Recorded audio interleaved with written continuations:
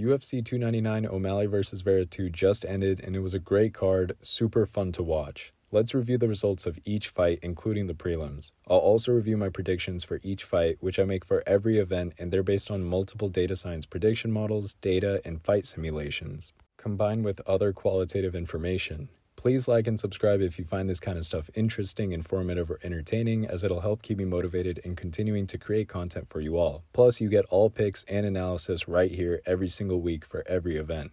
Let's go ahead and jump right in. We ended the night 10 for 14 fights, which is a 71.4% accuracy. For the previous 10 events, we're averaging 69%. All-time, we're averaging 68%. All-time pay-per-views, we're averaging 71%. And all-time fight nights were averaging 67%.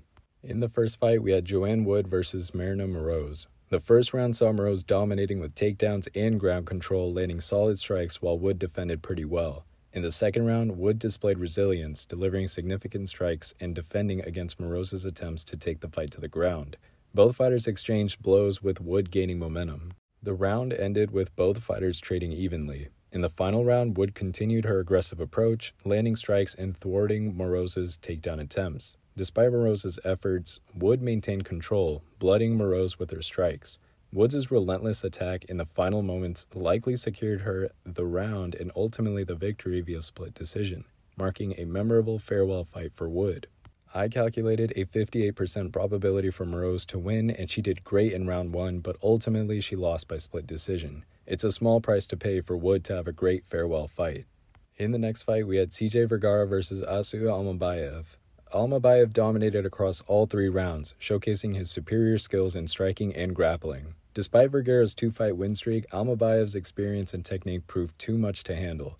Almabayev's aggressive approach was evident from the start as he swiftly took control with a vicious calf kick, setting the tone for the remainder of the fight. Throughout the rounds, Almabayev demonstrated his versatility, landing significant strikes and executing takedowns with precision. Despite Vergara's resilience and attempts to counter, Almabayev maintained control on the ground, delivering ground-and-pound strikes and pursuing submission attempts. The judges unanimously scored all 3 rounds in favor of Almabayev, securing his victory via unanimous decision. Despite the clear outcome, the fight was not without its moments of intensity and back-and-forth exchanges, showcasing the determination of both of these fighters. I had calculated a 72% probability for Almabayev to win, and his dominant performance supported that prediction. In the next fight, we had Robelis Despaigne versus Josh Parisian. In this brief but explosive heavyweight showdown, Despain emerged victorious in just 18 seconds into the first round. Despain wasted no time asserting his dominance as he aggressively pushed forward with his hands down.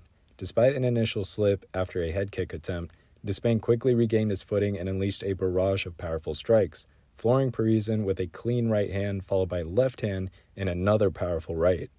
With Parisian on his knees, Despain delivered a final devastating blow to the face, prompting the referee to swiftly end the fight. Despain's impressive performance showcased his formidable knockout power, adding another victory to his undefeated professional record and solidifying his place in the heavyweight division. I had calculated a 78% probability for Despain to win, and he truly lived up to that prediction. In the next fight, we had Michael Pereira versus Michael Olajiejek. Pereira emerged victorious in the first round with a technical submission via rear naked choke at 1 minute and 1 second. Despite the betting odds slightly favoring Pereira, both fighters showcased their skills early on. Pereira's larger frame, despite previously competing at welterweight, hinted at a power advantage over Olajiejek. Pereira's entrance was interesting, as he did a synchronized dance with his cousin. Once the fight began, Pereira displayed his agility and striking skill, landing swift punches and kicks to Olajiejek's body. A well-placed right hand to the solar plexus visibly hurt Olajiejek, who attempted to defend against Pereira's relentless assault. However, Pereira's continuous pressure eventually led to Olajiejek's downfall, as he became unconscious due to a rear naked choke. Referee Dan Mergliotta intervened to stop the fight once Olajiejek was rendered unconscious, securing Pereira's victory. Pereira's impressive performance marked his 7th consecutive win and showcased his potential to become a significant contender in the middleweight division. I had calculated a 60% probability for Pereira to win, and he did not disappoint. In the next fight, we had Ian Cutelaba versus Filipe Lins. Lins emerged victorious via unanimous decision, with all 3 judges scoring the fight 29-28 in his favor. The fight, originally scheduled for October 2023 but delayed due to Lins' medical issues, finally took place, with both fighters showcasing their striking skills and resilience. Cutelaba's aggressive approach in the first round saw him landing heavy strikes, including a significant elbow that cut Lin's. However, Lin's countered with effective leg kicks and managed to secure a takedown in the second round, controlling Cutelaba on the ground to sway the round in his favor. The third round witnessed a back-and-forth exchange with Cutelaba's relentless forward pressure countered by Lin's calculated strikes and takedown attempts. Despite Cutelaba's late surge, Lin's maintained composure and landed effective strikes, ultimately securing the unanimous decision victory. The fight highlighted the evenly matched nature of both competitors and showcased Lin's ability to withstand pressure and implement his game plan effectively. Now, I had calculated a 55% probability for Cutelaba to win, but unfortunately the damage that Lin's did to Cutelaba's leg prevented Cutelaba from controlling the fight. It even impacted his takedown defense. His leg really looked nasty at the end of that fight. In the next fight, we had Pedro Munos versus Phillips. Phillips emerged victorious via unanimous decision, with all three judges scoring the fight 30-27 in his favor. Despite Munos's aggressive forward pressure and willingness to engage, Phillips showcased superior movement, striking accuracy, and versatility throughout all three rounds. Munos's efforts were notable, particularly his durability, despite suffering damage to his eye in the fight. However, Phillips maintained control with consistent jabs, effective leg kicks, and well-timed combinations. Despite Munos's attempts to close the distance and secure takedowns, Phillips successfully defended against them and capitalized on his superior striking technique. The fight showcased Phillips's skill set and marked an impressive victory for the rising bantamweight contender. I had calculated a 61% probability for Phillips to win, and he looked fantastic tonight, and he got the job done. In the next fight, we had Matias Gamr versus Rafael dos Anjos. Gamr secured a unanimous decision victory in this fight. Despite dos Anjos' experience and early success in the first round, where he landed significant strikes and defended takedown attempts, Gamr demonstrated resilience and grappling ability, managing to secure crucial takedowns and maintain top control throughout the later rounds. Dos Anjos showcased his striking abilities, landing powerful shots and bloodying Gamrot's nose, but Gamrot's effective counter-striking and relentless takedown attempts ultimately earned him the victory. Despite a valiant effort from dos Anjos, Gamrot's well-rounded performance secured him the win in a closely contested fight. I had calculated a 70% probability for Gamrot to win, and he dominated. I wish he got the finish. This fight was a bit of a drag after having such entertaining prelims, but you still have to appreciate all of the takedowns he landed against RDA, a former champion.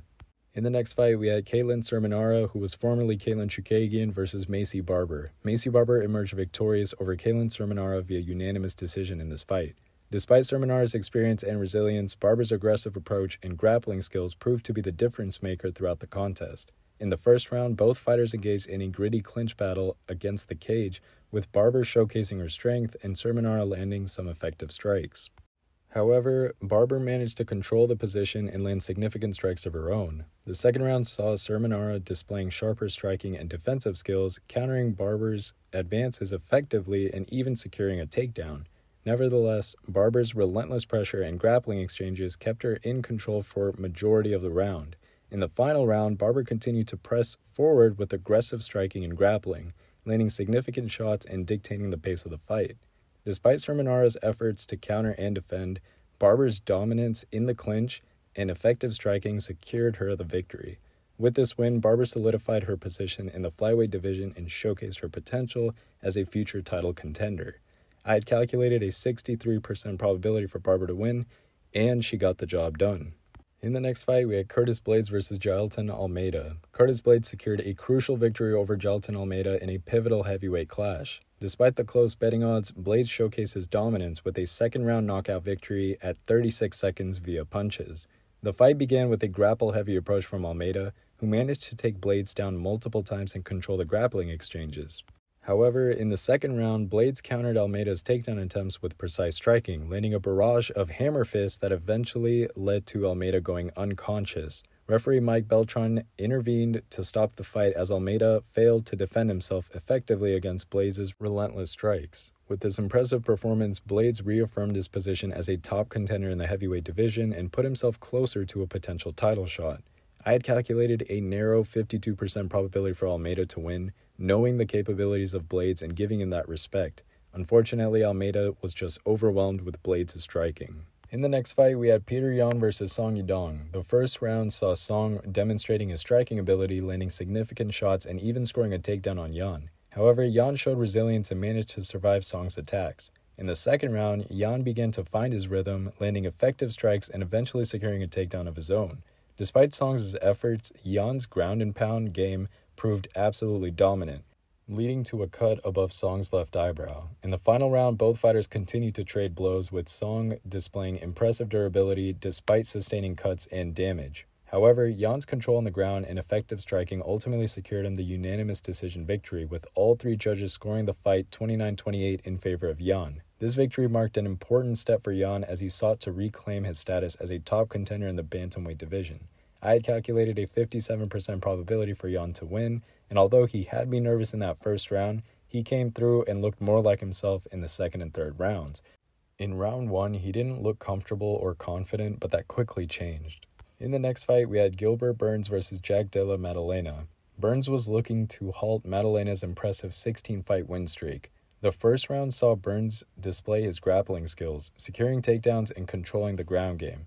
Despite Burns' early success, Maddalena showcased his resilience, landing significant strikes and avoiding submission attempts. In the second round, Burns continued to dominate with his grappling, securing takedowns and controlling Maddalena on the ground. However, Maddalena managed to withstand Burns' attacks and landed effective strikes of his own.